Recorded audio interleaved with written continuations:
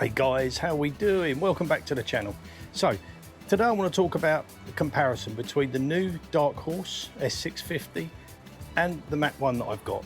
So what I've had to do for this video is I've done some homework and I've got videos of the Mach 1, I've got videos of the Dark Horse, I've got some pricing, I've got specs, I've got a whole load of stuff. So I'm going to kind of chop it all together for this video so you can see what the prices are in Europe, because they're different to the States. The S650, the Dark Horse, isn't released in Spain yet, so I've had to do all of my research online, the same as I had to do when I bought the Mach 1. When I bought the Mach 1, I didn't see the car, I didn't test drive it, I didn't even see a paint colour. I just literally had to do my homework and buy it and hope that I liked it, which obviously I did. It's an amazing car. But with the new Dark Horse, I'm going to be in the same boat. I can't go and do a comparison, I can't test drive it because there isn't one. They're to order and they take about a year. I waited a year and 4 months for my car to arrive, but when it was shipped from Newark to Spain, and with all the other stuff that went on, a year and 4 months, which is crazy. I did actually do a video about it, and I imagine that the new Dark Horse will be the same, at least a year. If I ordered it now, you wouldn't see it to the middle of 25. Do I keep the Mach 1? Do I trade it and get a Dark Horse? Would you trade your Mach 1 for a Dark Horse? So the specs in Europe are different to the States. In Europe now, the Dark Horse is limited. It's detuned down to 455 horsepower. The Mach 1 was 460 when I got it. I've changed the air filter on it, and I've done the cold air induction on it, and I've also put H-pipe on it. So I'm hoping those couple little mods maybe grab me another 10 horsepower. And it's certainly lively, I can say that. You're paying more money, it's about 7,000 more for a Dark Horse with less horsepower. Obviously you've got the updated body on it, which I actually quite like. Don't like the interior at all.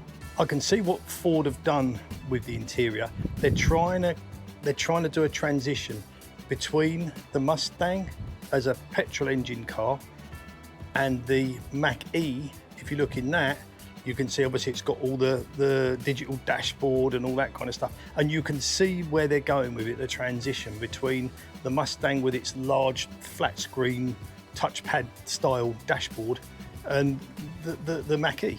And obviously eventually they'll all transition over to EVs, which is a shame, but that's the way it's going to go. So with the inside of the car, obviously the new Dark Horse, all of this is just a touch screen, whereas here you've got the double hump dashboard, which is Mustang through and through. Tremec, manual. I don't know, I like it. The new interior is really bland. There's not much in it. I mean, you've got a gear knob and a touch screen, that's about it. If you're a regular to the channel, you know, you've seen my Mach 1 before. I've converted it to the handling package. I love the way it looks.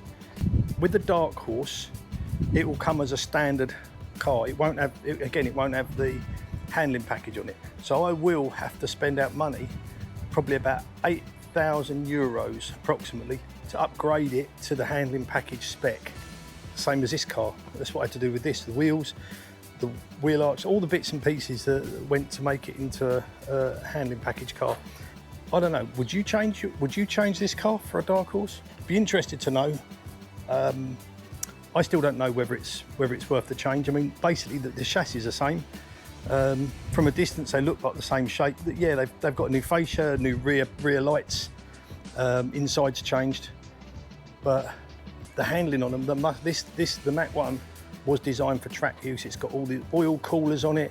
It's got everything on it. So I can't imagine there'll be an awful lot of difference between this and a Dark Horse for road use. Maybe on a track, if you've got an auto, or if you're going to manual, yeah, maybe you'll get a tiny bit, but for general use, I can't imagine it'll be any different at all. It's just basically the look of the car, you know. So regarding the engine, obviously the new Dark Horse and GT have got the twin air intakes into a double throttle body for more power, but they've done all that work and they limit it to 455 horsepower.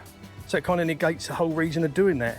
This is 460, it's got the one GT 350 air intake, and I've opened up this vent here, air vent, to take cold air straight into the front. I've actually built a funnel inside it, vents air straight into this. I've put the cover on it, which you can see. So now it's got a cover on it to keep the cold air inside into the air intake and not bringing hot air in from the engine. So all the work Ford did, putting those extra air intakes in, has just been lost on the detuning of the car for Europe, which is a sad thing. And I don't think there's any way of getting around boosting that because they're locked.